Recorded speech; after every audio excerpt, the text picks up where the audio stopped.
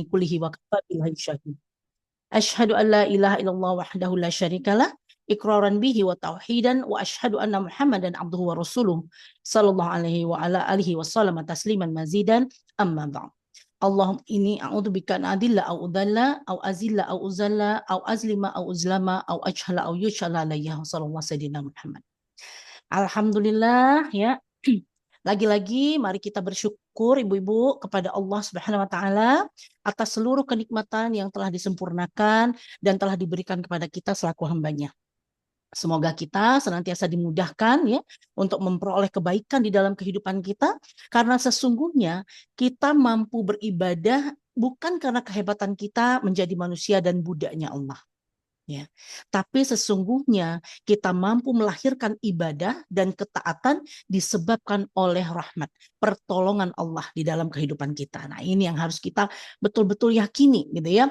Jangan kita berpikir, oh iyalah aku bisa sholat sampai tadi berapa tuh isanya 8 rakaat gitu kan. Ya bukan karena kekuatan gitu, atau bukan karena merasa oh ya aku ini kan karena yakin banget jadi hambanya Allah gitu yang paling takwa. Enggak, tapi karena Allah itu memudahkan kita ya, memberikan pertolongan di dalam kehidupan kita. Nah, inilah yang dimaksudkan ketika kita membaca ayat yang selalu kita ulang-ulang ya di dalam setiap waktunya. Apa itu? Iya karena abudu wa iya karena stain ya. Kepadamu ya Allah kami menyembah dan hanya kepadamu kami minta pertolongan. Karena sesungguhnya disebutkan kata meminta pertolongan setelah kata ibadah, karena pada hakikatnya ibu-ibu, saya, ibu-ibu sekalian, tidak akan mampu beribadah kepada Allah ya sampai kita mendapatkan pertolongan yang datangnya juga dari Allah. Nah, inilah yang menjadikan kita senantiasa bersyukur ya apabila kita diberikan Allah pertolongan dalam setiap kegiatan ibadah kita. Malam hari ini kita ditolong sama Allah ya, dikuatkan, diberikan kesehatan dan diberikan kemampuan ya, keinginan yang keras untuk mau thalabul ilmi insyaallah ya. Uh, karena memang ini yang kita perlukan ya, bagaimana kita meminta pertolongan setelah kita mengkaji ilmu. Supaya setiap ilmu itu mampu kita amalkan. Jadi nggak cuma kita catat gitu aja ya, tapi nggak bisa diamalkan, nah itu percuma. Berarti kita masih belum dapat pertolongan Allah. Maka sampai-sampai ibu-ibu, Imam Ibnu Qayyim itu berkata, yang membutuhkan hidayah ya bukan hanya orang yang bodoh, bukan hanya orang yang baru belajar ya, orang yang baru hijrah begitu, bukan. Tapi orang yang sudah lama ketika dia belajar, maka dia pun membutuhkan hidayah setiap waktu dan setiap saat. Nah, kenapa orang yang lama belajar butuh hidayah yang sangat besar? Karena sesungguhnya dia membutuhkan pertolongan atas ilmu yang dia pelajari. Supaya ilmu itu tadi mampu diamalkan dalam kehidupan. Ya. Karena ternyata ibu-ibu belum tentu orang yang mencatat riwayat gitu ya, mencatat dalil di dalam kitabnya, di dalam gadgetnya begitu, dia bisa beramal.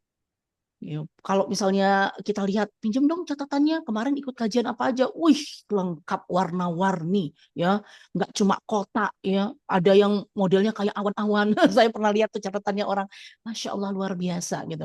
Ya tapi ternyata tidak Allah mudahkan untuk diamalkan. Nah, hati-hati ya. Jadi kita dimudahkan mencari ilmu dan semoga kita juga dimudahkan untuk mendapatkan hidayah amal ya, supaya ilmu kita bisa membuahkan buah yang manis, ya, amal ibadah dan ketaatan kita di jalan Allah Subhanahu wa taala.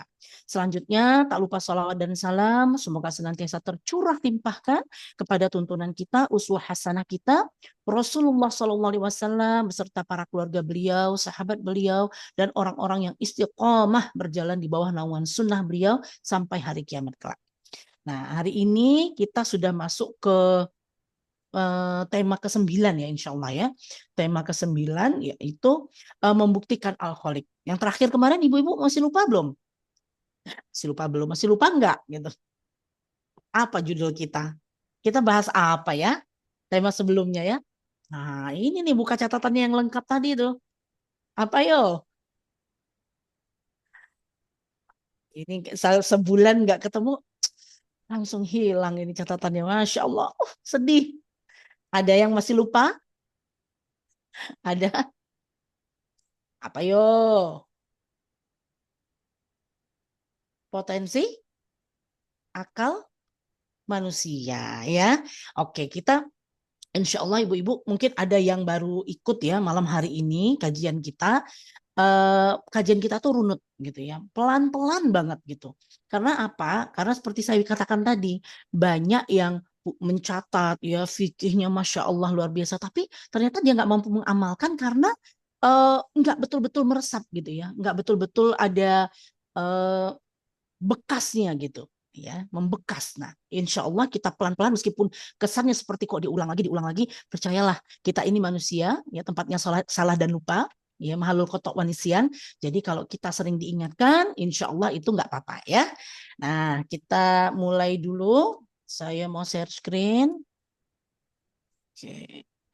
Apa sudah terlihat ibu-ibu? Belum ya?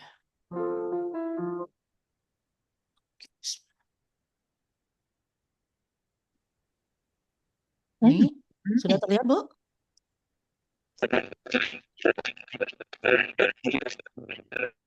Suaranya Bu Fitri kayaknya ini agak itu ya, putus-putus. Oke, membuktikan adanya Al-Khaliq ya. Insya Allah, luar biasa. Oke, sebentar. Nah, ini yang perlu kita ingat terus ya, bahwa kenapa ini?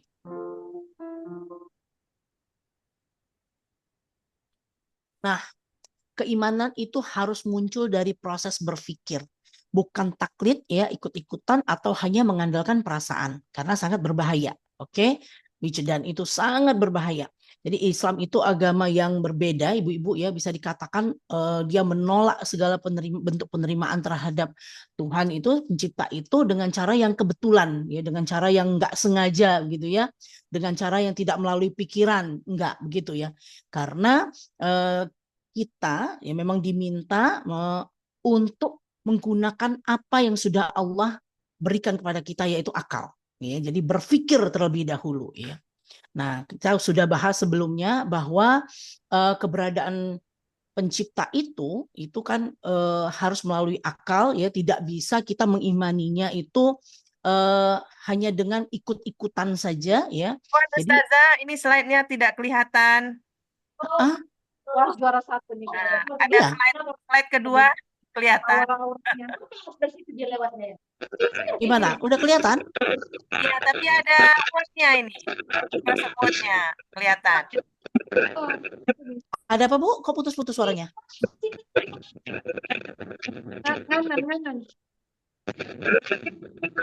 Ini kelihatan Bu? Sudah.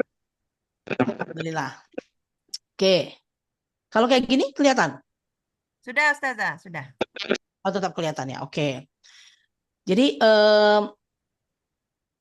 cara satu-satunya untuk bisa mengimani Al-Khaliq itu dengan benar adalah dengan menggunakan akal, ibu-ibu. Ya, siapapun yang tidak bisa menggunakan atau apapun yang tidak bisa menggunakan akal itu nanti pencipta itu tidak akan pernah membebaninya untuk bisa beriman, gitu ya intinya. Nah, kita proses keimanan itu ya dengan menggunakan akal, maka nanti itu akan ada konsekuensinya. Nah, nanti kita akan bahas di pertemuan selanjutnya ya. Nah, sebaliknya siapapun yang tidak bisa menggunakan akal atau apapun yang tidak bisa menggunakan akal, Allah atau pencipta ya, di sini kita belum kenal Allah dulu ya intinya ya. Pencipta itu tidak akan pernah membebani untuk seseorang itu beriman. Kucing misalnya ya, tidak dibebani untuk beriman, tidak dibebani untuk beribadah kepada penciptanya sebagaimana halnya kita manusia ya. Tidak dibebani untuk mengetahui yang mana yang benar, yang mana yang salah ya, atau mengikuti aturan-aturan penciptanya. Ya, hewan-hewan itu tidak dibebani hukum-hukum dari penciptanya begitu ya. Misalnya hewan betina gitu ya, nggak diwajibkan untuk menutup auratnya. Kemudian kalau dia melakukan hubungan dengan lawan jenisnya itu tidak dikenakan dosa ya di tempat umum gitu misalnya ya, dia buang air gitu ya di tempat ramai. Nah, hewan itu tidak dikenakan konsekuensi atas apa yang dia lakukan. Kenapa? Karena hewan itu tidak punya akal. Tapi nanti yang memiliki akal itu senantiasa akan dimintai pertanggungjawaban konsekuensi oleh penciptanya. Untuk apa? Yang pertama untuk taat. Ya, itu konsekuensi dari keimanannya. Nah, itu nanti yang akan kita bahas selanjutnya ya. Tapi intinya keimanan itu harus muncul dari proses berpikir, ya, bukan taklid atau ikut-ikutan atau hanya mengandalkan perasaan karena ini sangat berbahaya. Nanti kita bilang gini, pencipta itu besar ya, pasti besar ini. Sehingga mana yang besar-besar kita sembah, ya kan? Terus misalnya kita perasaannya, kayaknya pencipta tuh sukanya yang indah-indah. Mana yang indah-indah menurut kita, misalnya ada hewan yang bagus begitu ya, atau misalnya pemandangan yang indah, ya, atau misalnya kita melihat sesuatu benda yang indah, maka itu bisa kita sembah juga, gitu kan? Nah, ini kalau dia didasari oleh perasaan, kita harus menggunakan akal ya. Nah, mari kita berpikir. Apakah pencipta itu ada? Ini malam hari ini kan kita mau tanya nih ya, bagaimana sih kita bisa mengenal pencipta itu gitu, supaya benar-benar kita tahu gitu, mau apa ya, pencipta itu tuh pengen apa sebenarnya dari kita. Kita berpikir nih, ada nggak sih pencipta itu, ya kan? Nah, ini kita udah bahas ya di pertemuan sebelumnya untuk bisa masuk ke dalam pemahaman atau pemikiran yang benar, maka kita harus mendapatkan fakta dan data yang benar juga. Ya, jadi cara berpikirnya benar juga. Ini cara berpikirnya seorang Arab Badui. Arab Badui itu Arab yang paling kita bilang pelosok lah ya, paling pokoknya deso keso-keso kalau orang Jawa bilang gitu ya. Nah, sederhana cara berpikirnya apa? Dia katakan, tai tai onta gitu ya. Tai onta itu menunjukkan adanya onta. Dan bekas tapak kaki menunjukkan pernah ada orang yang berjalan. Nah, ini benar ya?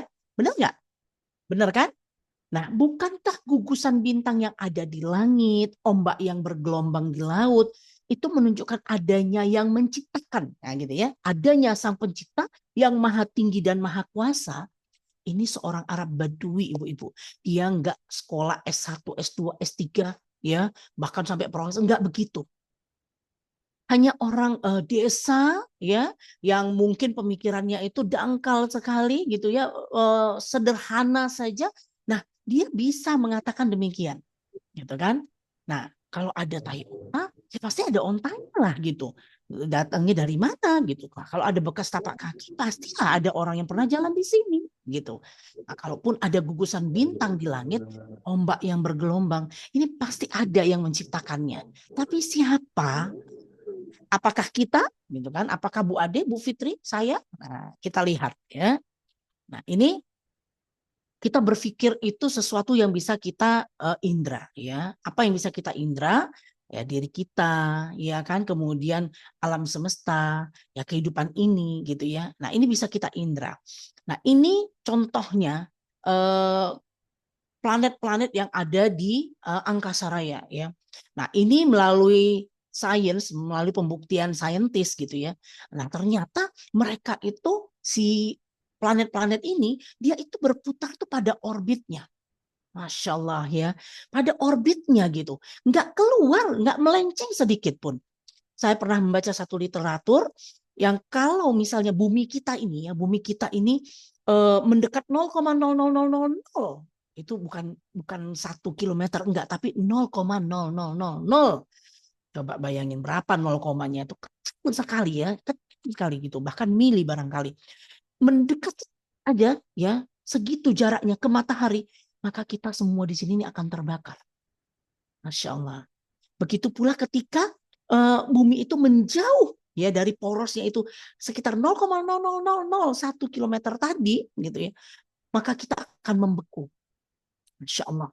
Jadi semua planet ini dia berputar di atas garis edarnya itu, nggak keluar, nggak melenceng, nggak saling tabrakan, nggak saling bingung ya, satunya mau kemana, mau satunya enggak, semua berputar tuh dengan sesuai dengan porosnya. Siapa ini yang mengatur? Ya kan? Kita tanya lagi. Kemudian kita misalnya pergi nih suatu tempat, dan ini tempatnya nyata ada gitu ya, bukan cuma lukisan atau hayalan semata. Memang ada tempatnya. Bagaimana batu-batu itu bisa tersusun sedemikian rupa, kemudian bisa membentuk seindah itu gitu ya. Itu seperti kepala kuda, Masya Allah gitu. Nah, bagaimana ini bisa terbentuk? Apakah terbentuk dengan sendirinya? Ya, maka kita juga akan bertanya. Selanjutnya, kita tahu ada yang namanya beruang, ada beruang kutub, ada beruang madu gitu ya, ada beruang apa lagi? Saya lupa nama beruang-beruang ya. Nama-nama ikan mungkin ada yang kenal, ada yang tahu? Kalau dikasih sepeda loh.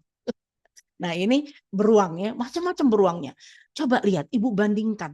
Bulu beruang itu bisa beda loh antara beruang kutub dengan beruang yang ada di pasir misalnya, gurun pasir atau di dataran biasa, dataran rendah misalnya gitu ya, nggak di tempat yang bersalju. Bulunya itu beda ketebalannya. Ya, siapa yang bisa mengatur ini? Insya Allah ya, luar biasa. Padahal sama-sama beruangnya gitu ya. Tapi beruang madu lain lagi dia bentuk bulunya. Beruang kutub ini beda lagi bentuk bulunya. Supaya menahan yang namanya dingin ya. Supaya tubuhnya itu tetap hangat. Masya Allah. Siapa yang bisa mengatur seperti ini? Punya pikir ya kan? Nah, artinya semua itu ibu-ibu meniscayakan adanya pencipta. Ada yang menciptakan. Gak mungkin ada dengan sendirinya. Gitu kan? Ya, sepakat apa enggak? Sepakat dulu apa enggak? Jadi semua tadi, sepakat ya? Nah, semua tadi itu meniscayakan ada yang menciptakan. Tapi siapa ya? Nah, kita mau tahu. Sehingga kita bisa ambil kesimpulan bahwa membuktikan tidak adanya pencipta itu jauh lebih sulit ya, dibandingkan dengan membuktikan adanya pencipta. Jadi kalau ada orang yang bilang ateis, nggak ada itu Tuhan, ya ini bumi ini terbentuk dari Big Bang gitu ya, tabrakan yang besar, kemudian segala macam lah ya teori-teori itu tadi. Nah itu akan lebih sulit membuktikan itu ketimbang membuktikan adanya pencipta gitu. Ya, jadi kalau kita yang punya pikiran kemarin itu ya di pertemuan sebelumnya kita udah bahas ada orang yang Muslim 32 tahun ya kan, beliau rajin sholat, berkebangsaan Arab, bahkan di ujung-ujung waktunya begitu ya, di ujung-ujung usianya begitu, akhirnya beliau itu ateis, memilih untuk ateis. Insya Allah. Kenapa bisa gitu? Nah, kita pun ya, kalau misalnya kita katakan, kenapa kamu beragama Islam misalnya, kenapa kamu memeluk Islam atau kamu yakin dengan Allah gitu sebagai penciptamu, kalau kita bilang ya gimana ya, karena nenek moyang saya sudah Islam, karena keturunan saya sudah saya bayi procot keluarnya itu udah diazanin ya, taunya Allah gitu, mau bilang apa lagi. Kalau itu yang menjadi landasan kita, hati-hati ya, akan sangat mudah untuk kita tergelincir seperti kasus yang tadi saya sebutkan ya. Jadi orang Arab umur 32 tahun, Muslim lahirnya ya, kemudian dia beribadah sedemikian baiknya, sholat, ngaji, puasa, zakat gitu ya, tapi ternyata di akhir usianya, di ujung usianya beliau memilih ateis. Nah, ini bahaya. Oke? Nah, ada 3 kemungkinan ibu-ibu. Ya, 3 kemungkinan adanya alkoholik atau pencipta itu. Apa saja? Yang pertama, diciptakan oleh yang lain. Yang kedua, menciptakan dirinya sendiri. Nanti kita lihat ya. Yang ketiga, wajibul wujud dan azali. Apa itu? Tidak berawal, tidak berakhir, tidak mempunyai keterbatasan, dan tidak membutuhkan yang lain. Nah, kira-kira yang mana ini yang menjadi alkoholik? Diciptakan oleh yang lain ya. Kita tahu dulu kisah-kisah terdahulu bagaimana nenek moyang orang ini ya,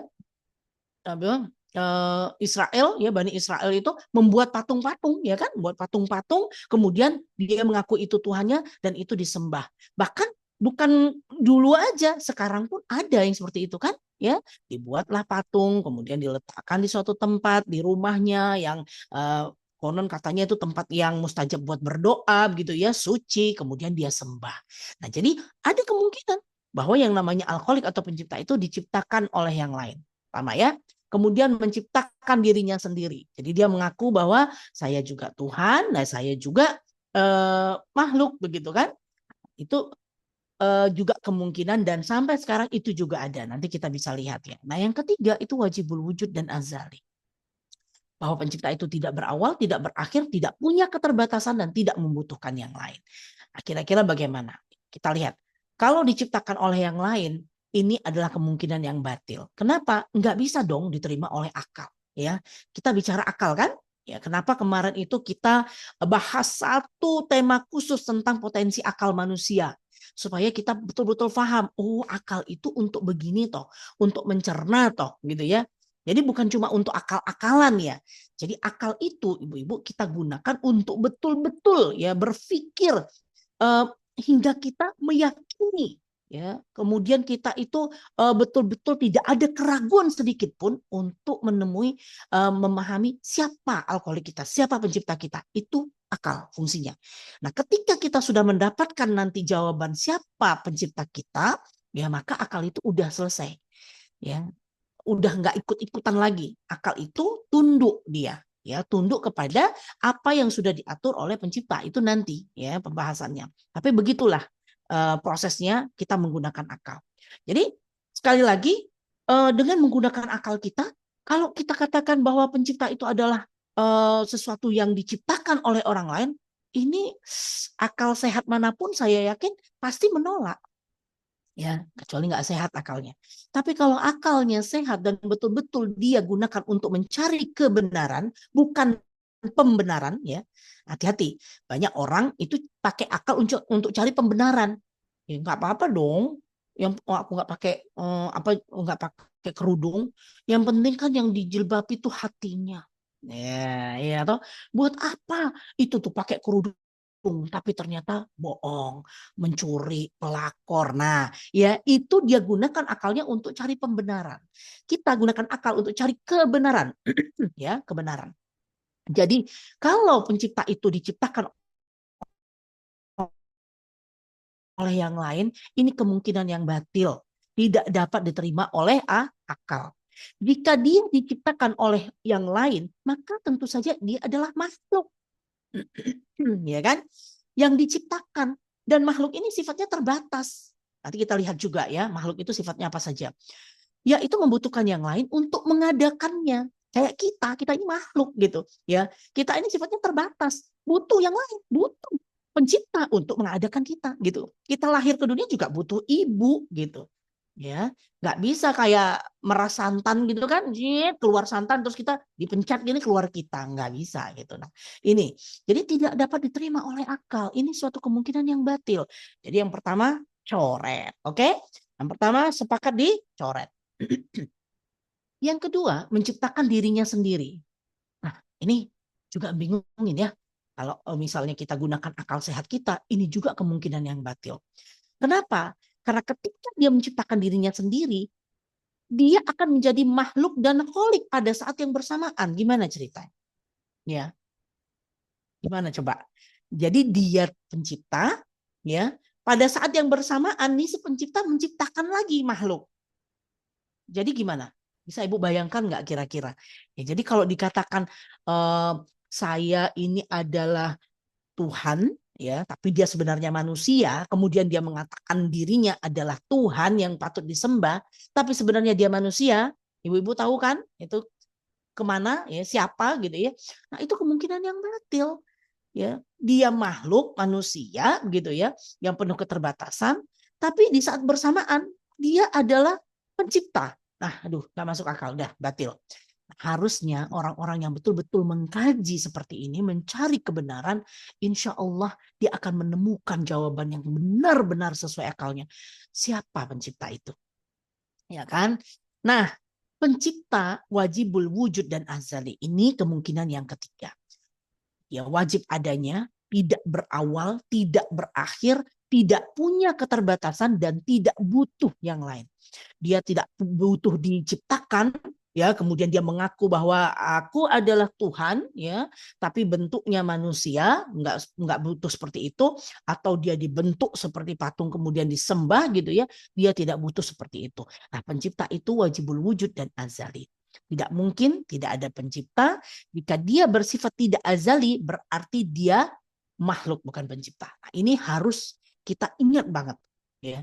Jadi tidak mungkin tidak ada pencipta. Ya, kalau udah bahas ateis sekarang itu makin marak ya. Jadi orang yang mengaku dirinya ateis itu sekarang, persentasenya udah makin tinggi, ibu-ibu. Hati-hati, jaga banget ini keluarga dan anak-anak kita. Kalau mereka tidak benar-benar kita kokohkan akidahnya, kita tidak masukkan pembahasan seperti ini sejak awal gitu ya, maka dia akan mudah sekali terombang-ambing dan mudah untuk ikut. Hati-hati ya anak-anak muda hari ini, Masya Allah ya. Nah, katakan tidak mungkin tidak ada pencipta. Jadi kalau dikatakan misalnya ini semua teoritis gitu ya, ini adalah materi, maka nanti kembali lagi kepada materi gitu. Kita mati, nanti kita akan jadi zat haram materi, kemudian kita dimakan sama binatang, kemudian jadi materi lagi. Aduh, itu bagaimanapun cara pembuktiannya itu akan lebih sulit ya. Jadi tidak mungkin tidak ada pencipta. Kemudian jika dia bersifat tidak azali, nak, gitu ya, atau teman kita, berarti dia makhluk, bukan pencipta. Itu dulu yang paling penting dipahami. Nah, inilah ibu-ibu, kemungkinan ketiga inilah yang sahih, yang benar, bahwa apa? Pencipta itu bersifat wajibul wujud dan azali. Ya kan? Nah, apakah pencipta sama dengan makhluk? Tentu saja jawabannya zat pencipta tidak boleh sama dengan zat makhluk. Ya kan? Hari ini kalau misalnya ada orang yang maaf akhirnya berpindah keyakinan ya, kemudian dia meyakini bahwa Tuhannya bentuknya juga manusia seperti itu ya, tapi itu adalah Tuhan begitu ya, tiga dalam satu, satu dalam tiga misalnya begitu. Nah itu uh, kita udah bisa membantah gitu ya, bahwa Tuhan tuh nggak boleh sama dengan makhluk ciptaannya gitu, nggak boleh. Kenapa? Ya bagaimana makhluk ciptaannya itu adalah sesuatu yang terbatas, sesuatu yang membutuhkan dengan yang lain. Ya, apakah itu layak dijadikan pencipta? Apakah itu layak untuk kita jadikan sesuatu yang kita sembah? Ya, harusnya kita berpikir begitu. Jadi kalau ada orang yang akhirnya berpindah keyakinan, dia katakan bahwa aku menemukan kebenaran. Nah, ini kayaknya tanda tanya deh, gitu ya. Nah, dia bilang aku menemukan kebenaran di dalamnya, bahwa di dalam apa keyakinan itu Tuhan itu begini-begini menyelamatkan kita, ya, memastikan bahwa kita nanti akan berada di surga, misalnya gitu ya. Nah, kita bisa bantah. Ya, kita bisa bantah dengan begini, pakai akal, betul-betul gunakan akal. Nah, insya Allah kalau memang mereka itu mencari kebenaran bukan pembenaran dan menggunakan akalnya dengan tepat, ya mereka akan paham siapa sebenarnya alkoholik itu. Nah, kalau sama, maka pencipta itu lemah dan terbatas. Nah, ini kita lihat ya. Jadi manusia yang tadi saya katakan, kita itu bisa mengindra, itu sesuatu yang bisa kita itu bisa menghukumi atau kita bisa mengindra, itu sesuatu yang memang dekat dengan kita, ya manusia gitu ya, kemudian alam semesta gitu kan tadi ya, dan kehidupan ini itu yang bisa kita pikirkan gitu. Nah, manusia itu gimana sifatnya? Terbatas ya. Saya mau misalnya pengen pendek, aduh saya ini ketinggian Bu gitu kan, saya nggak suka terlalu tinggi, saya pengennya pendek, biar apa, bisa masuk ke dalam apa meja misalnya gitu, nggak bisa lah gitu ya, udah batas begini aja. Kemudian manusia itu sifatnya teratur ya kan. Bangun jam sekian, tidur jam sekian gitu kan. Nah kemudian kita terpaksa, saya mau punya sayap nggak bisa Bu gitu ya, saya udah saya pengen terbang deh, mau ke Medan ketemu Bu Fitri gitu kan, aduh kalau naik pesawat mahal, sekarang saya mau punya sayap deh gitu, nggak bisa udah gitu ya. Nah saya seperti ini aja, udah dipaksa untuk begini, saya lahir perempuan ya udah, saya terpaksa untuk menjalani fitrah sebagai perempuan kan gitu ya. Nah saya lemah. Buktinya apa? Kemarin kena hujan dikit aja Bu hujannya. Wah, udah flu. Ya, udah flu gitu. Kemarin jalan agak banyak, agak panjang begitu ya, agak berapa kilo gitu jalan. Waduh, encok sudah. Lemah banget gitu kan. Ya Allah, kaki itu rasanya udah kayak batu gitu. Lemah. Kita serba kurang dan kita bergantung. Ya, meskipun katakanlah seorang dokter jantung ya, ketika dia sakit jantung dia nggak bisa ngobati jantungnya sendiri kan, dia pasti butuh orang lain gitu. Dokter gigi gitu juga, nggak mungkin dia cabut giginya sendiri, nggak mungkin, dia butuh juga dokter gigi yang lain gitu. Nah jadi kita ini bergantung, alam semesta sama juga Ya, jadi kumpulan benda angkasa yang ada tadi kita lihat itu juga sama. Dia terbatas, ya kan? Kemudian dia teratur, dia terpaksa. Bumi ya begitu, dipaksa begitu kan? Nggak bisa jadi bulan. Kemudian lemah juga gitu. Kemudian bergantung. Kehidupan juga sama, terbatas. Nggak ada tuh yang hidup selamanya kekal, nggak ada. Kulu nafsin za'iqatul maut. Ya, setiap yang punya kehidupan, ada nyawa gitu, itu akan mati, ada batasnya. Teratur juga kehidupan ini, ya. Kemudian lemah, serba kurang dan bergantung. Nah, ini menunjukkan mustahil, ya, yang namanya manusia, alam semesta dan kehidupan itu bersifat azali, mustahil. Jadi kalau tadi kita katakan bahwa pencipta itu wajibul wujud dan azali, ya nggak ada awal dan nggak ada akhir, maka pasti tidak sama dengan manusia, tidak sama dengan alam semesta, dan tidak sama dengan kehidupan. Sepakat ya? Sampai sini sepakat ya? Oke, nah apakah pencipta boleh lebih dari satu? Nah ini pertanyaan juga, ya kan? Nggak bisa. Pencipta itu harus satu, ibu-ibu, harus satu.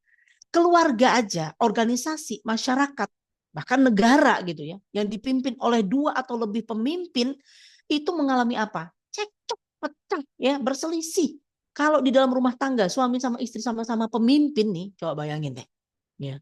Ibunya bilang, "Aduh, ini AC panas banget sih gitu ya. Hari ini panas banget nih. Hidupin AC, kencengin sampai 19 derajat." Bapaknya udah menggigil, bapaknya bilang, enggak bisa, aku yang pemimpin di sini. Ini udah kedinginan, panasin. Lama-lama AC-nya rusak, ya kan? Kenapa? Enggak bisa satu kata gitu loh. Nah itu kalau pemimpinnya ada lebih dari satu, 2 aja. Konon lagi kalau 3, coba ya penciptanya itu 3, 3 dalam satu, 3 satu dalam 3. Coba bayangin, ya gimana tuh kalau pemimpinnya sampai 3? Ya ada yang dewa perusak, ya kan, ada dewa yang akhirnya mengatur, ada dewa yang menciptakan. Habis diciptakan udah diatur bagus-bagus, dirusak, diciptakan lagi diatur, waduh masya Allah ya.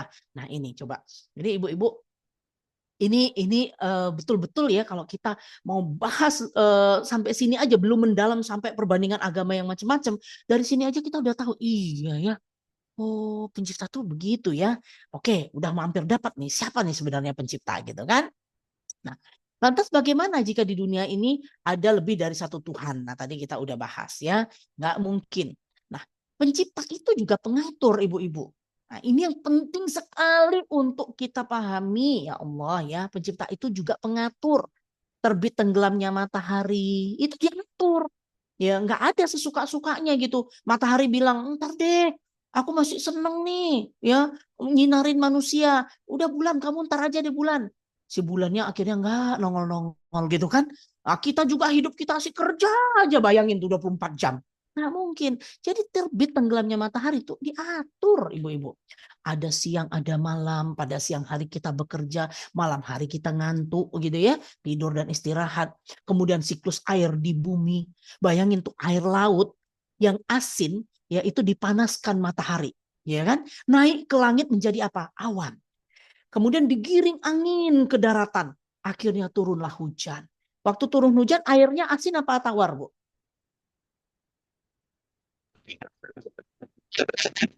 Tawar ya. Mengalir lagi dia ke laut, Bu. Ya, asin lagi airnya. Ya karena pengaruh gravitasi kan, ya mengalirnya ke bawah. Asin lagi airnya, terus begitu ya. Kemudian dipanaskan lagi oleh matahari, naik lagi ke awan itu.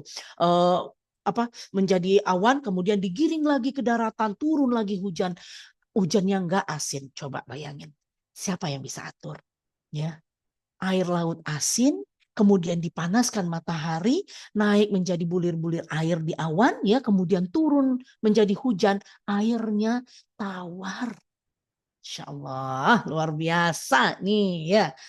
Nah, begitu juga sistem sirkulasi darah dalam tubuh kita. Ya, komponen dasarnya ada jantung, pembuluh darah, darah. Aduh itu kalau kita mau tarik ya pembuluh darah kita itu ya, pembuluh saraf kita itu katanya kalau kita tarik itu bisa mengelilingi dunia ini sampai 13 kali. Itu kalau nggak salah. Ya, nanti saya pastikan lagi. Tapi segitulah luar biasanya ini semua sistem saraf kita ini ya, semua pembuluh-pembuluh darah ini ya Allah ya Rob yang rumit yang seperti itu siapa kalau nggak ada yang atur? Nggak mungkin kita sendiri. Ya, kita mau bilang jantung pompa agak gedean dikit dong gitu ya. Atau jantung, kamu nggak usah pompa deh hari ini, tenang aja aku mau relax. Nggak bisa ya. Itu udah diatur coba ya, pompanya tuh dek, dek, dek. Padahal besarnya tuh sekepalan tangan kita. Tapi berapa darah yang bisa dipompa ke seluruh tubuh? Masya Allah, luar biasa. Begitu juga sinyal lapar dan haus. Ini udah diatur. Rasa sakit dan sebagainya. Inilah menunjukkan adanya pencipta dan juga pengatur. Jadi nggak cuma menciptakan aja, no. Nah, tapi juga pengatur. Ini harus diyakini dan harus dipahami betul-betul. Pencipta dan juga pengatur. Karena banyak manusia yang merasa bahwa Tuhan kan cuma nyiptain aku aja. Masalah aturan, aku juga bisa ngatur sendiri. Kenapa? Kan dikasih akal sama Tuhan. Nah tuh, yo, ya, kan dikasih akal. Aku udah tahu lah mana yang baik, mana yang buruk.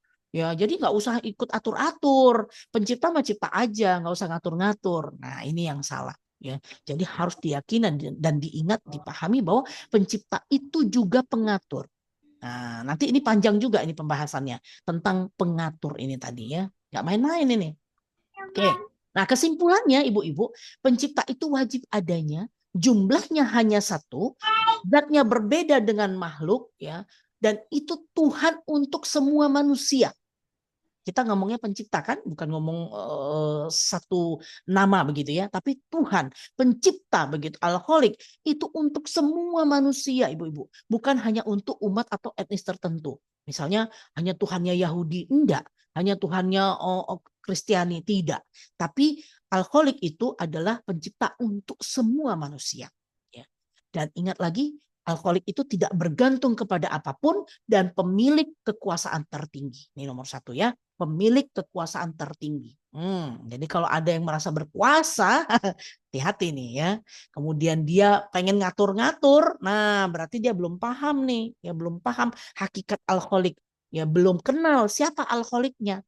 Tapi kalau dia udah paham dan udah kenal siapa Al-Khaliqnya, dia nggak akan berani punya kekuasaan kemudian buat aturan untuk mengatur manusia, nggak akan berani karena tahu bahwa Tuhannya itu adalah menciptakan dan mengatur, kemudian punya kekuasaan tertinggi ya.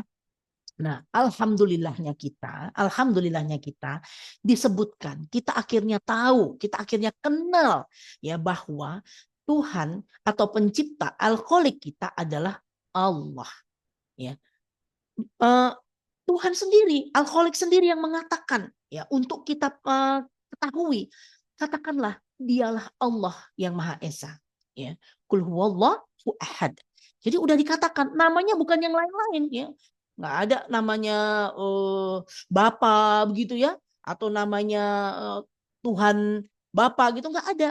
Udah dikatakan dialah Allah. Jadi pencipta itu siapa namanya? Allah. Esa, satu ya, dikukuhkan lagi bahwa Tuhan itu adalah Allah yang Maha Esa, satu, nggak boleh lebih-lebih.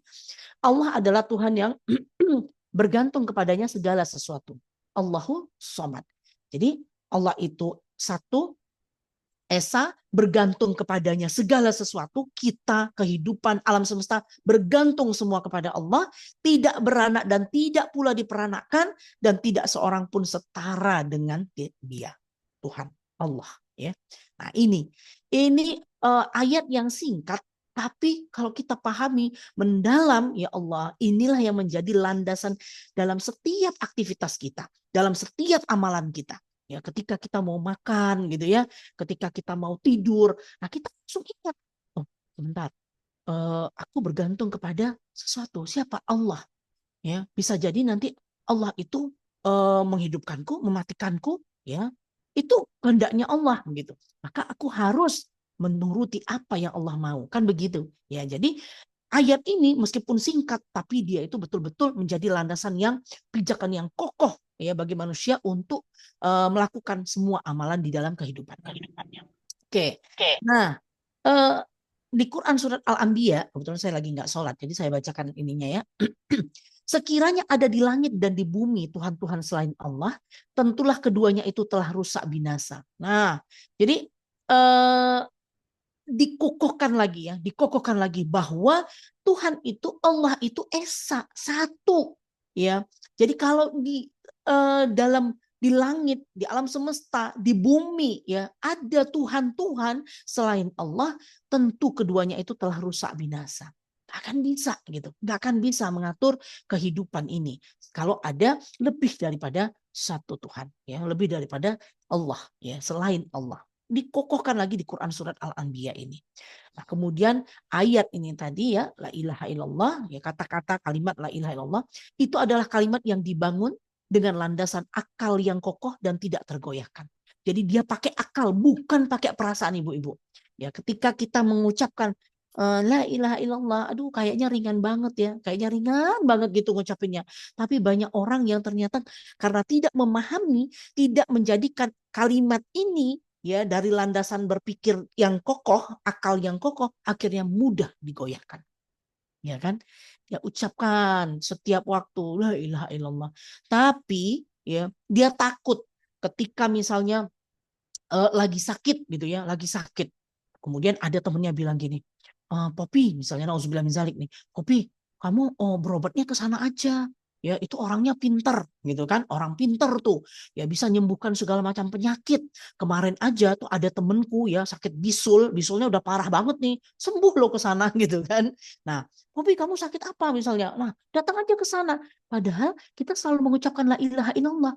Tapi karena tadi ya landasannya tidak berdasarkan akal, ya mendapatkan eh, pemahaman bahwa tidak ada Tuhan selain Allah itu tidak melalui pemikiran akal yang kokoh, mudah digoyahkan. Oke deh, nggak apa-apa. Aku sholat, tapi aku yakin nih yang bisa menyembuhkan penyakitku itu adalah orang yang pintar tadi. Ya, nauzubillah min zalik. Nah, ini banyak kejadian ibu-ibu. Ya, kemudian ada orang yang mengakui bahwa Allah itu Maha Pemberi rizki misalnya ya. Tidak ada Tuhan yang selain Allah tempat kita menyembah dan memohon pertolongan gitu kan. Tapi ketika kita dalam keadaan susah, sulit, kemudian terbatas gitu misalnya dalam keadaan kesusahan, yang kita mintai pertolongan itu bukan Allah. Ya, banyak tuh pergi ke makam-makam ya, kemudian pergi kepada tadi orang pintar misalnya, kemudian pergi ke manusia-manusia yang eh, mengaku bisa melakukan seperti apa yang dilakukan Tuhan misalnya gitu ya. Ya Allah ya Rabb. Nah, ini banyak sekali. Ya, jadi nggak heran kalau hari ini kita, ih orang itu loh Islam loh, Muslim, dia ngakunya la ilaha illallah, ngucap terus bahkan terus-terusan. Dia kaget aja la ilaha illallah gitu ya. Mau kepleset aja la ilaha illallah gitu. Kok ya ampun, kok kayaknya dia kalau misalnya ada masalah nggak ke situ, dia cepet-cepet pergi ke orang pintar. Ya, dia percaya banget itu sama sama misalnya ada kalau di sini bilangnya kiai gitu ya. Nah, langsung pergi ke sana, percaya banget apa yang dikatakan orang orang pintar itu. Nah, ini artinya kalimat ini tidak dia bangun dengan landasan akal yang kokoh sehingga mudah untuk tergoyahkan. Nah, padahal di dalam Al-Qur'an ya kita udah tahu ya bahwa akhirnya alkoholik itu adalah Allah ya menciptakan kita, kemudian Allah itu uh, mengatakan ya kalam, berkata, berucap, berfirman itu di dalam satu kitab namanya Al-Qur'an, dan di dalam Al-Qur'an itu ada perintah begitu ya. Nanti kita juga akan bahas ya bagaimana sih konsekuensi iman kita kepada Al-Qur'an, itu nanti ada juga tema selanjutnya ya. Nah, di dalam Al-Qur'an itu banyak sekali ibu-ibu perintah untuk berpikir. Ya, maka akidah Islam itu dibangun dengan landasan akal sekali lagi. Cara pembuktian adanya pencipta tadi ya, yang tadi bagaimana sih kita meyakini bahwa alam semesta ini ada yang ciptain, kok bulunya beruang kutub itu bisa beda seperti itu, kok ada batu-batuan yang bisa menyerupai hewan, ya itu pasti ada yang menciptakan. Nah, cara pembuktian adanya pencipta tadi itu sejalan dengan banyak ayat di dalam Al-Quran ya yang memerintahkan manusia untuk melakukan renungan ya mengenai apa? Kejadian manusia, kejadian alam, dan kehidupannya. Nah, Al-Quran itu mengajak manusia untuk mengamati segala apa yang ada di sekelilingnya untuk membuktikan adanya Allah. Ya, pencipta yang maha mengatur. Jadi bukan cuma mencipta, tapi juga mengatur. Nah, contohnya apa saja? Ada di Quran surat Al-Waqiah ya ayat 58 sampai 59. Allah katakan di sana, maka terangkanlah kepadaku tentang nutfah yang kamu pancarkan. Kamukah yang menciptakannya? Kata Allah ya. Langsung ditantang. Atau kami yang ciptakan? Kata Allah. Ya. Maka terangkanlah kepadaku tentang yang kamu tanam. Di Al-Waqiah juga ya. Kamukah yang menumbuhkannya atau kami yang menumbuhkannya? Nah ini pernah ada eksperimen gitu ya. Di dua media tanam yang sama sebenarnya, medianya tuh sama gitu ya. Kemudian tumbuhannya juga sama, media tanamnya sama, tumbuhannya yang mau ditanam juga sama, tapi yang satunya bisa tumbuh, yang satunya nggak tumbuh. Nah, pupuknya sama, airnya jumlahnya sama, ya tanahnya sama, semua sama. Coba. Jadi udah dikatakan oleh Allah itu, maka terangkan kepadaku, apa yang kamu tanam? Kamu yang numbuhin atau kami yang numbuhin? Kata Allah. Ya kan? Nah, kemudian di Quran surah Al-Waqiah juga ayat selanjutnya, maka terangkanlah kepadaku tentang air yang kamu minum. Tadi kita minumnya tuh sudah tawar, ya. Padahal itu dipanaskan dari air yang asin. Kamukah yang menurunkannya atau kami yang menurunkannya? Kata Allah. Ya, kalau kami kehendaki, niscaya kami jadikan dia asin. Maka mengapakah kamu tidak bersyukur? Coba, ya. Jadi Allah itu, ya Allah, udah tahu air laut asin yang naik ke atas, yang dipanaskan gitu. Tapi begitu turun dia jadi tawar. Ya, coba Allah katakan, kalau kami kehendaki, niscaya kami jadikan asin. Maka kenapakah kamu tidak bersyukur? Masih nggak mau lagi kah kita berpikir, ya Allah, ya. Nah, nah konsep pencipta dan cara membuktikan adanya pencipta menurut Al-Quran itu adalah konsep yang sangat rasional, masuk akal dan tidak terbantahkan ibu-ibu. Ya, jadi kalau misal ada yang mengatakan, pencipta tuh begini, konsep dalam Al-Quran ini udah jelas, gitu ya. Al-Quran memperkenalkan pencipta manusia, alam semesta dan kehidupan bernama Allah Subhanahu wa taala. Luar biasa ya. Nah, Allah Subhanahu wa taala merupakan zat yang hakiki, nyata, bukan sekedar hayalan. Ya, keberadaannya dapat dijangkau dan diindra melalui keberadaan makhluk, meski mustahil untuk menjangkau dan melihatnya. Ya, sama misalnya contoh sekarang nih, ibu-ibu lagi di dalam rumah, tapi tiba-tiba tuh ada suara helikopter, ya jalan ya. Ibu-ibu kan nggak perlu pegang tuh helikopternya, tapi percaya, yakin bahwa itu yang lewat helikopter, kan gitu ya. Kenapa? Karena udah mengenali helikopter tuh bunyinya begini, ya, suaranya begitu, tuh baling-balingnya begini, udah mengenali, udah meyakini gitu loh. Jadi nggak perlu pun megang tuh helikopter, nggak perlu ngelihat gitu, udah tahu ih ada helikopter yang lewat barusan, gitu kan? Sama Allah itu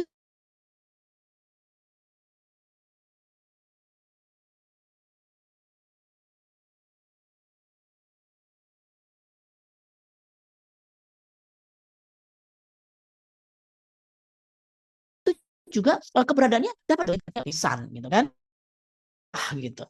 Nah akhirnya kita alhamdulillah sudah mengetahui ibu-ibu bahwa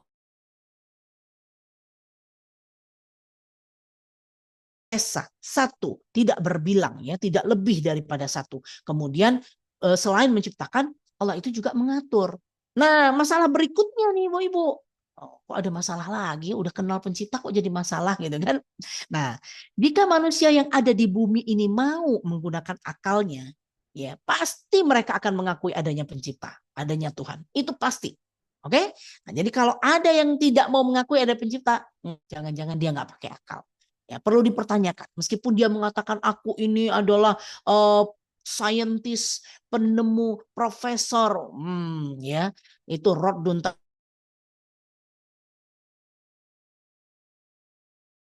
kan akalnya. Nah, jika seluruh manusia di bumi ibu-ibu sudah percaya nih ada Tuhan, apakah masalah di dunia ini akan selesai? Ibu-ibu, kira-kira. Kalau semua makhluk di bumi ini nggak ada lagi yang ateis ya, sudah percaya nih ada Tuhan gitu, apakah masalah di dunia sudah selesai? Tidak. Bantu jawab. Nah, kenyataannya benar ya. Hampir 90% penduduk di bumi ini percaya adanya Tuhan. Ya kan? Hampir semua berdiri di muka bumi ini selalu didasari oleh kepercayaan kepada Tuhan yang Maha Esa. Ya kan? Tapi Bu, mengapa bumi ini tidak semakin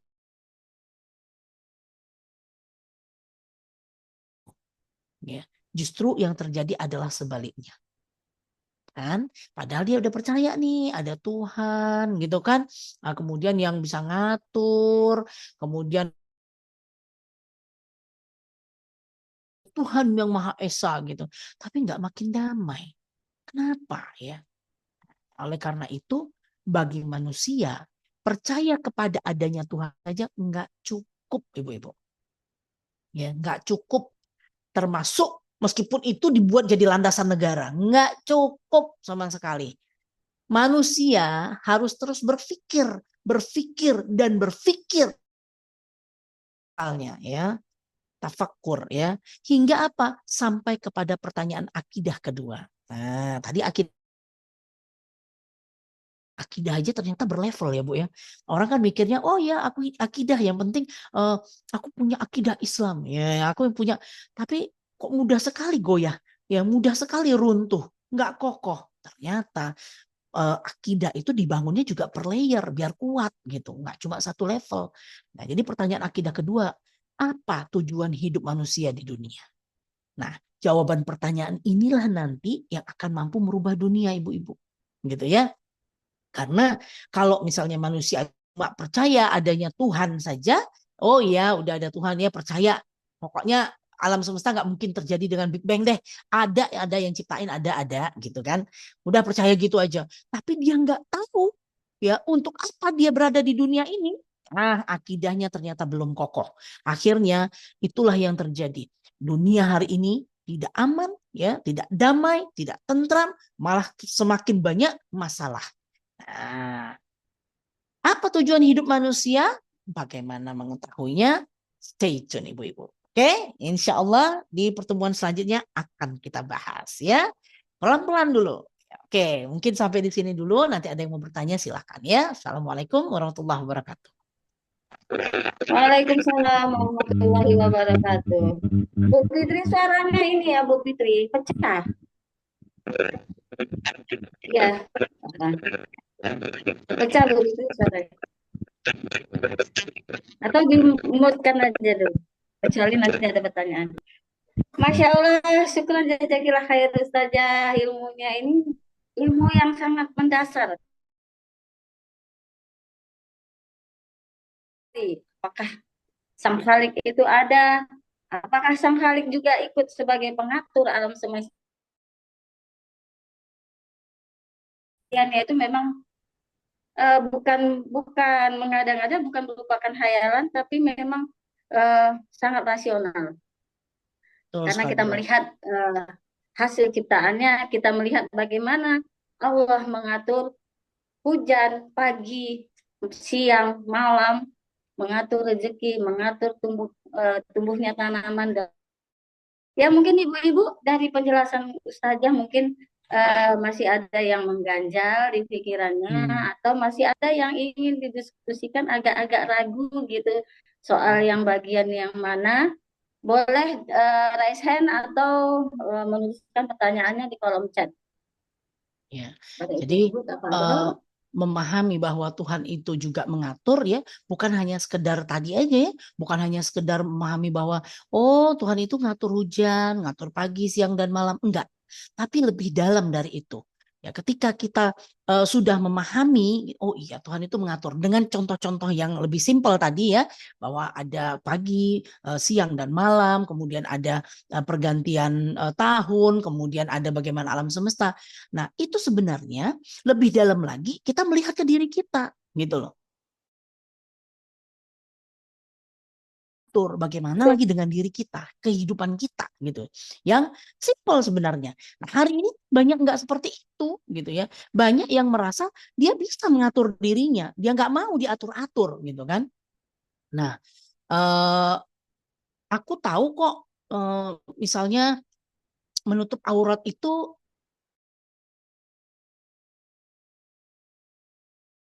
keamanan gitu ya, menutup aurat. Dia nggak tahu sebenarnya kenapa Allah mengatur dia untuk menutup aurat, menjaga pandangan begitu kan.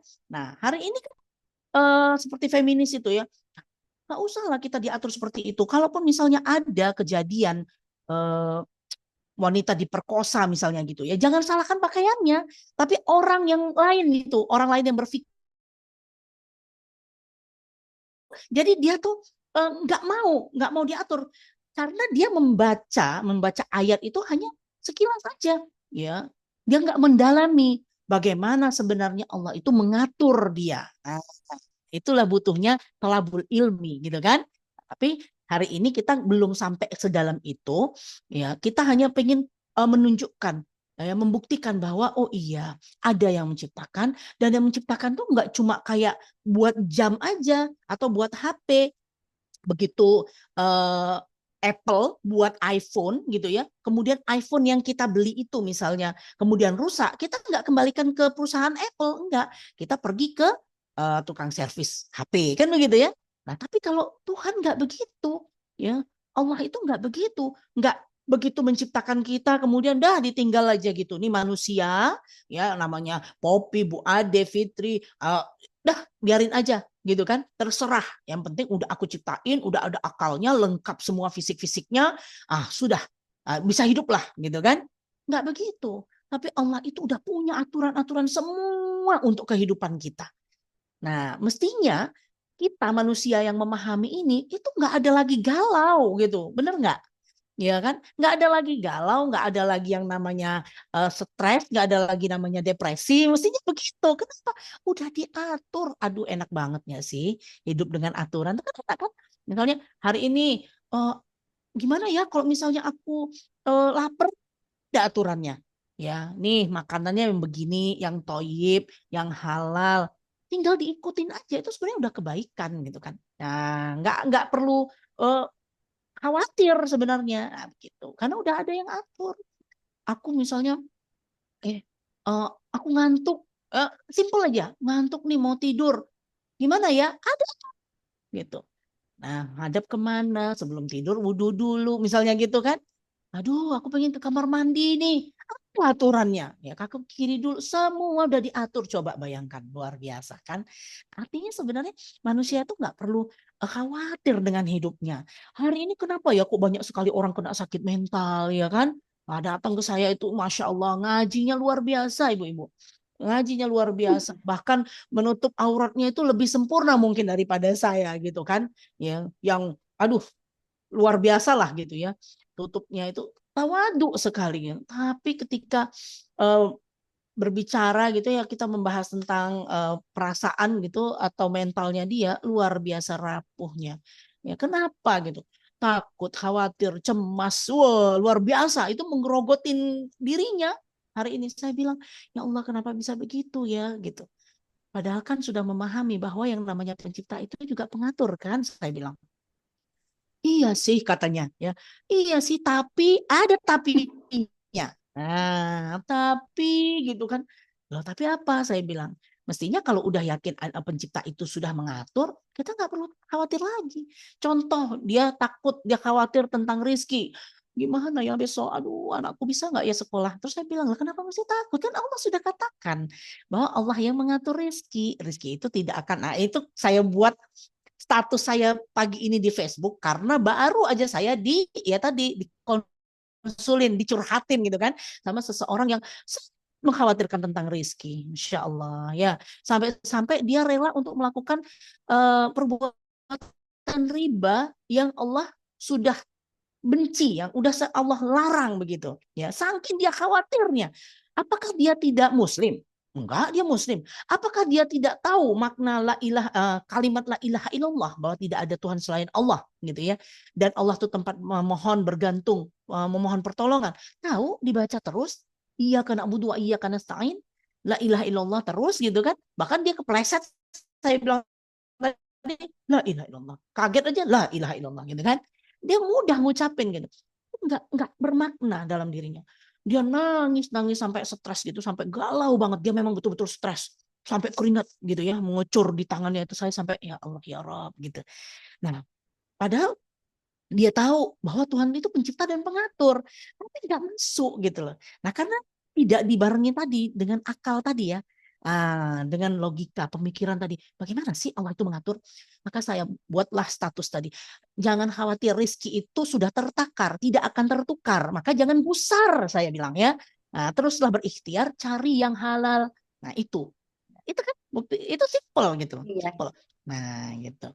Nah, dia tahu bahwa Allah mengatur, tapi lagi nggak yakin nih, beneran nggak sih Allah bakal ngatur rizkiku, beneran nggak sih Allah akan kasih rizki, ya Allah ya Rob. Nah, nih jadi ya pondasi iman itu masya Allah luar biasa, harus dibangun sekokoh-kokohnya ibu-ibu, luar biasa. Kadang orang merasa gini ya, oh kayaknya kajian fikih itu lebih ngena gitu, dia belajar fikih ya, fikihnya masya Allah luar biasa, tapi karena pondasinya ini tidak dibangun dari dasar yang kokoh, habis. Percuma dia belajar udah mantep, bahkan bukan fikihnya ya. Fikih itu kan hasil daripada ijtihad ya. Tapi usul fikih dia udah belajar. Nggak paham juga. Galau hidupnya. Ya. Nggak yakin dengan Allah itu mengatur hidupnya. Nah, akhirnya dia coba buat aturan sendiri gitu kan. Kayaknya kalau aku begini aku lebih bisa deh. Padahal Allah udah punya aturan. Wah, ngeri ya. Nah, Iya, Masya Allah insya Allah Ustazah. Ini udah ada begitu 2 ibu-ibu. pertanyaan ini Ustazah. Ah, langsung aja kita ke Oke, sesi mari diskusi. kita lihat. Iya. Dari Ibu Lia Pohan. Assalamualaikum Ustazah Popi yang dirahmati Allah. Waalaikumsalam warahmatullahi Bagaimana wabarakatuh. kita menghadirkan Allah dalam kekhusyukan sholat kita agar lebih hikmat?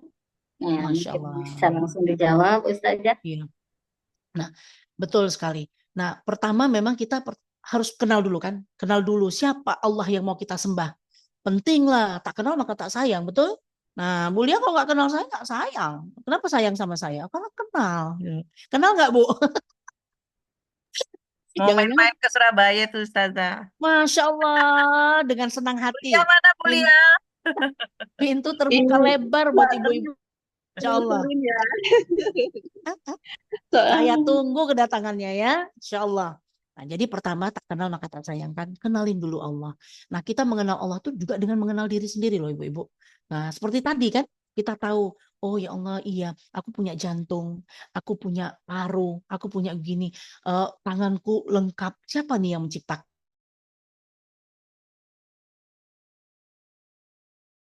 Setelah kita kenal dengan Allah kita, nah pada saat kita sholat itu Bu, betul-betul kita hadirkan mindfulness istilahnya kalau sekarang tuh ya, sadar, betul-betul sadar bahwa kita ini lagi sholat. Makanya waktu pertama itu kan niat dulu ya. Ketika sudah niat, betul-betul kita apa ya, menghadirkan hati, mindfulness, pikiran, hati, fisik kita untuk menghadap kepada Allah, gitu loh. Ya, Allahu Akbar. Jadi Allahu Akbar betul-betul meyakini bahwa Allah itu besar. Jangan Allahu Akbar terus bar gitu kan? Bar. Di mana kunci ya? Tadi udah matiin kompor belum ya? Nah, ini nggak mindfulness ini. Ya, nggak hadir sepenuhnya gitu pada saat kita sholat. Jadi upayakan sebelum sholat itu Bu, jangan tergesa-gesa. Udah siapin dulu semuanya. Beresin semuanya udah. Kita wudhunya juga nggak tergesa-gesa. Kita udah siapin tempatnya. Itu secara teknis ya. Kemudian pada saat kita sholatnya Bu, itu akan lebih baik lagi kalau apa yang Ibu baca itu Ibu pahami. Nah itu akan lebih kena lagi. Ada pelatihannya insya Allah. Pelatihan sholat khusyuk itu ya. Di masjid-masjid banyak, ada Zoom-nya juga. Kalau nggak salah dulu Cinta Quran juga sering tuh ngeluarin ini ya, mengeluarkan kajian tentang sholat khusyuk seperti itu. Nah, Ustazah, Ustadz Harun Rashid. ya betul, Ustadz Harun Rashid benar. Nah, itu bagaimana kita memahami bacaan kita. Kayak tadi ya, Mas, makanya belajar bahasa Arab itu ya Bu, itu bisa dikatakan wajib loh Bu. Ya, kalau hari ini ibu-ibu belum belajar bahasa Arab, belum punya waktu, yuk Bu, luangkan waktu. Karena bahasa Arab itu adalah bahasa Quran, bahasa surga. Ya, bagaimana kita bisa memahami nih petunjuk kita, GPS kita, Al-Quran itu tadi ya, GPS petunjuk hidup kita. Kalau kita sendiri nggak ngerti bacaannya apa. Ntar kalau ada yang diplesetin, kita nggak tahu juga. Ya. Meskipun kita udah baca artinya gitu. Tapi kita harus paham bahasa Arab. Bahasa Arab itu kaya luar biasa. Nah, ibu-ibu yang belum, boleh tuh nanti mungkin dakwah priority ya buka kelas bahasa Arab atau udah ada barangkali kelasnya. kelas bahasa Arab. Nah, itu penting, Bu. Ya, akhirnya kalau kita sudah memahami nih bacaan kita ya Bismillahirrahmanirrahim ya dengan menyebut nama Allah yang Maha Pengasih Maha Penyayang. Alhamdulillahirabbil alamin arrahmanirrahim maliki yaumiddin. Itu bisa nangis Ibu, bisa nangis. Bayangin maliki yaumiddin yang memiliki hari pembalasan Allah. Itu kalau kita betul-betul bisa membayangkan kayak gimana sih nanti hari pembalasan, itu bisa teringat Bu semuanya, dosa kita, pahala yang masih seujung kuku, dosa yang menggunung-gunung gitu kan. Gimana nanti di hari pembalasan? Ya Allah, makanya nggak heran ya kalau imam-imam yang betul-betul paham bacaannya itu sampai terisak-isak gitu kan. Kalau waktu sholat itu ya, dulu dulu justru sholat itu dijadikan anestesi. Jadi kalau ada sahabat Rasulullah yang kena panah atau kena ini pedang gitu ya, kemudian waktu mau diambil panahnya, itu ditunggu waktu sholat. Kenapa? Sholat itu kayak anestesi gitu. Ketika dia khusyuk, betul-betul menghadirkan hati, pikiran, dan raganya gitu ya, menghadap sama Allah, Robnya, mohon pertolongan gitu ya. Iya karena abudu wa iya karena stain tadi ya, tempat mohon pertolongan, itu dia mohon betul-betul sampai nggak terasa waktu dicabut itu anak panah itu. Luar biasa, ya kan? Nah, bahkan Rasulullah pun dulu pada saat membuat parit ya, waktu mau perang Khandaq itu, nah kan sahabat-sahabat bertanya, kita nggak istirahat? Ya kita istirahat dulu. Istirahatnya apa? Sholat. Kalau hari ini orang menganggap sholat itu kayak beban kan? Kayak beban gitu. Aduh 5 menit nih habis nih waktu nih gitu kan? Kayaknya berat gitu. Padahal justru sholat itu adalah istirahat kata Rasulullah. Coba kita istirahat dari hiruk pikuknya dunia, Bu. Ya kita betul-betul menghadirkan hati kita ya, memohon pertolongan kepada Allah, menghadap langsung kepada Allah, ya Allah gitu. Tolong hamba ya Allah, ya hamba ini lemah ya Allah, waktu sholat. Nah, jadi kalau misalnya kita nggak khusyuk dalam sholat, itu akan sungguh sia-sia waktu kita, betul nggak? Ya, nah itu dulu mindfulness ya Bu. Jadi siapkan dulu secara teknisnya, Ibu siapkan semuanya, sehingga nanti jangan Allahu Akbar terus bar gitu kan, terus lupa semua. Ya, malah yang ingat kunci motor di mana, ingat itu dompetnya tinggal di mana, ya ingat jadi siapkan dulu itu, Ibu udah tahu, oh bentar lagi mau masuk waktu zuhur. Nah, udah siapkan. Nah, kemudian peralatan-peralatan juga sudah lengkap. Udah selesai. Nah, baru terus pada saat sholatnya itu hadirkan hati, pikiran, dan raga kita betul-betul mindfulness sholat menghadap Allah. Dan lebih baik lagi kalau memahami apa yang kita baca. Oke Bu, insya Allah gitu ya. Bu Afwan. Udah jelas ya Bu Lia, Iya, jawaban dari syukran Ustaz Bu. kita. Syukran Ustazah. Afwan, insya Allah. Ini masih bisa satu pertanyaan lagi ya Ustazah? Satu lagi ya, kayaknya udah Atau khawatir yang ibu-ibu lain udah mau istirahat. Saya insya Allah nggak masalah. 1, 2, oke. Masya Allah. Ini pertanyaan dari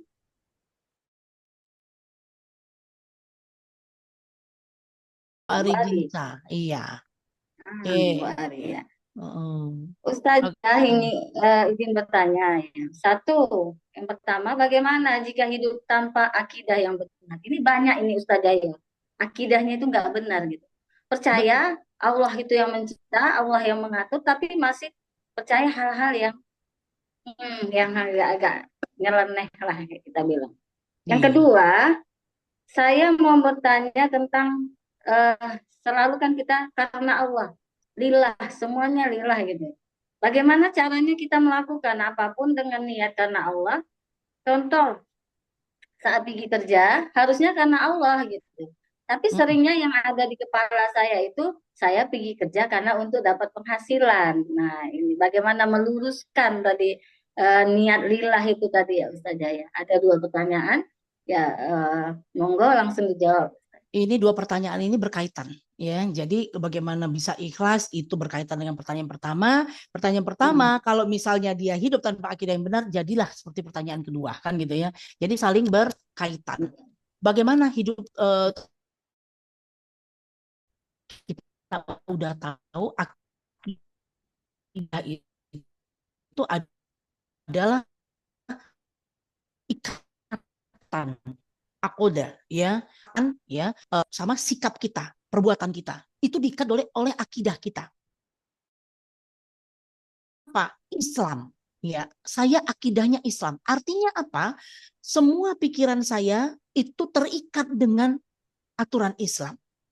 Hati saya, perasaan saya juga terikat dengan aturan Islam.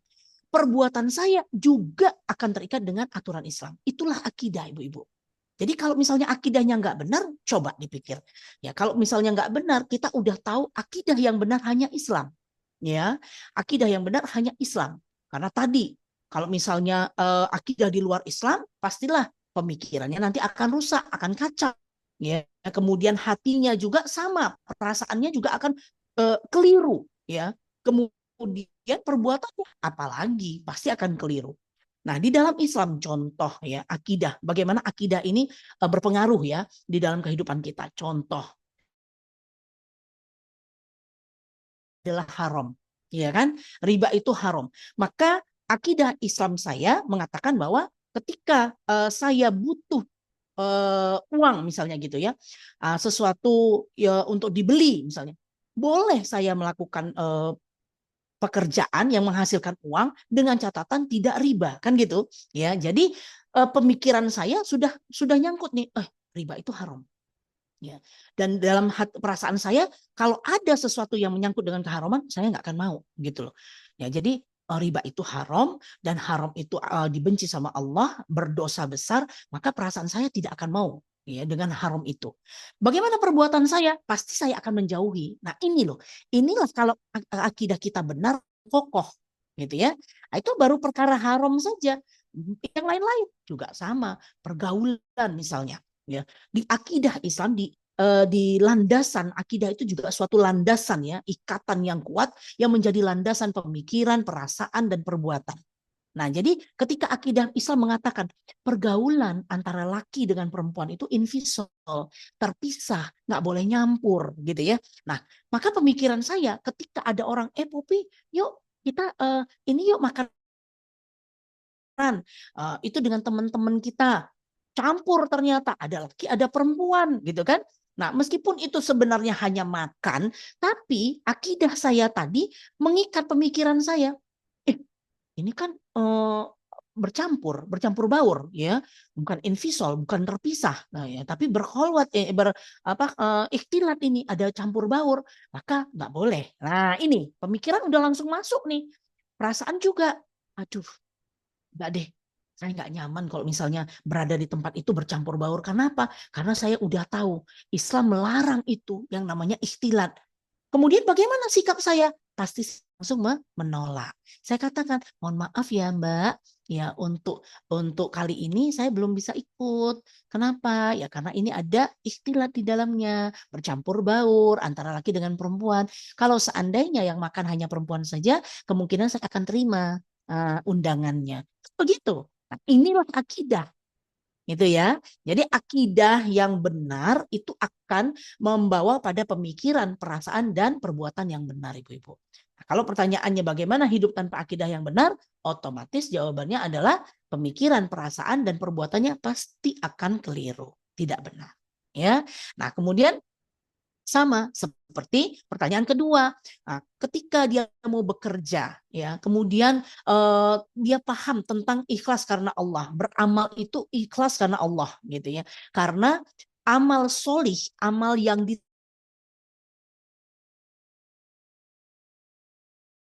itu menjadi amal solih. Pertama apa? Ikhlas, ya. Yang kedua adalah sesuai dengan aturan, sesuai dengan syariat. Ya, sesuai dengan apa yang sudah diatur oleh Allah Subhanahu wa taala. Itu syaratnya.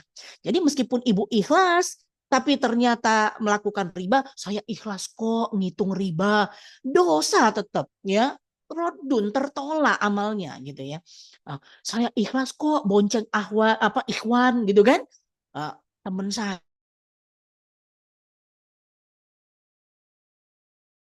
kali bonceng dia naik motor. Nggak bisa gitu. Kenapa? Berarti ini perbuatannya tidak sesuai syariat. Karena syariat mengatakan bahwa laki dan perempuan itu terpisah, nggak boleh berikhtilat, nggak boleh bercampur. Jadi meskipun dia ikhlas, tetap rodun, tertolak. Nah, sebaliknya juga gitu. Ketika dia melakukan sesuatu sesuai syariat, tapi dia nggak ikhlas, apa yang terjadi, Bu-Ibu? Coba jawab. Diterima nggak? Jadi sesuatu amal solih nggak? Tidak, Ustazah. Tidak, ya, karena syaratnya dua, bukan salah satu, bukan. Dua syarat ini harus terpenuhi untuk menjadi amal solih, Ibu-Ibu. Ikhlas dan sesuai syariat. Jadi kalau sesuai syariat dia kerjanya benar menutup aurat, kemudian tidak berkecimpung pada hal-hal yang riba, sesuatu yang baik gitu ya. Pekerjaannya, taruhlah misalnya guru lah misalnya gitu ya, tapi dia mendapatkan gaji, tapi melakukannya tidak ikhlas karena Allah, hati-hati ya, hati-hati ini akan menjadi amalan yang rodun, tertolak, sia-sia. Ya, subhanallah. Maka penting sekali ya Allah, penting sekali ya untuk kita betul-betul memahami akidah kita, ya tentunya dengan terus bertolabul ilmi dan menancapkan akidah itu dengan kokoh di hati kita, sehingga apapun pemikiran, perasaan, buatan kita terikat sepenuhnya kepada akidah Islam. Ya, apapun itu, dalam kondisi sakit, ada orang bilang, ayo berobat sini yuk, ya, nggak apa-apa. Atau misalnya dalam kondisi sakit, kita butuh uang, ya udah, kamu pinjam aja ini, nggak apa-apa, bayarnya sedikit kok, ya, cuma 1% lah bunganya, gitu, tetap riba, gitu kan? Bagaimana kita tahu itu riba? Ya, karena kita tolabul ilmi, karena kita mengkaji, gitu ya Bu. Jadi tetap mengkaji ilmu, jangan pernah merasa puas hati, ya jangan pernah merasa aku udah cukup. Apa yang disampaikan itu udah diulang-ulang, aku udah pernah dengar, udah sering dengar. Jangan seperti itu. Ya karena mahalul qata' wanisian. Manusia itu tempat salah dan lupa. Ya, jadi wajib untuk kita terus berulang-ulang, mengulang-ulang karena kita tempat salah dan lupa. Oke, insya Allah gitu ya. Jadi jangan sampai akidah Masya itu Allah. tidak benar sehingga membawa kita pada amalan yang sia-sia. Oke. Ya, penjabarannya yang ini ya sudah sangat-sangat detail. Gimana Ibu Ari? Sudah puas dengan